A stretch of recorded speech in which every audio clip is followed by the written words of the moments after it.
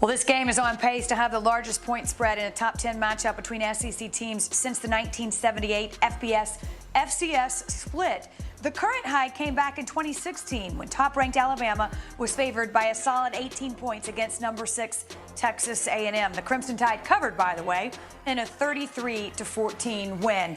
Sam, I'll start with you. Listen, on paper, it's a pretty big spread there. Are you buying the differential between these two teams? Man, y'all need to stop looking at paper and start watching the film. I'm getting chills just listening to some of these Arkansas players and their coach. I've been watching Arkansas for a long time. I called the Texas game a few weeks ago when Arkansas demolished Texas. I called the game after that. So I watched this team. Offensively, KJ Jefferson can do it all. Not only can he run the ball, but he can also throw the ball. He proved it last week.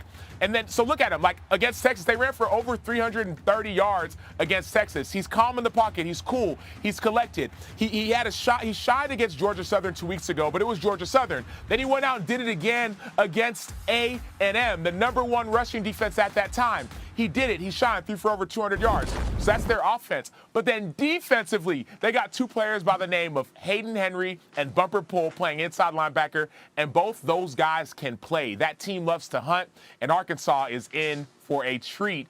Every Arkansas fan's in for a treat. It's going to be a great game.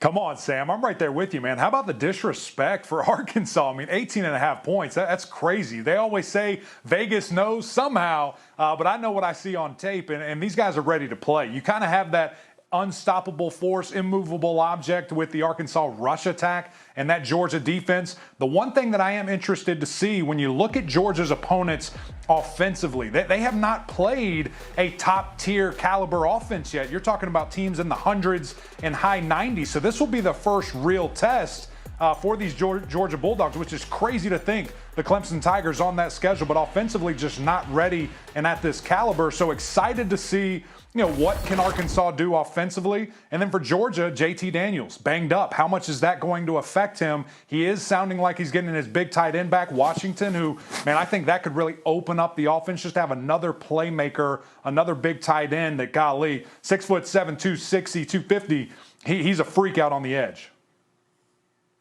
I tell you what, guys, I happen to agree. I know it's decided between the lines, but there are some intangibles here. And Sam Pittman, they are buying what he's selling. We watched a piece yesterday. It's really fun to see the culture he's instilling in Arkansas. I think we're all in for a pretty great matchup.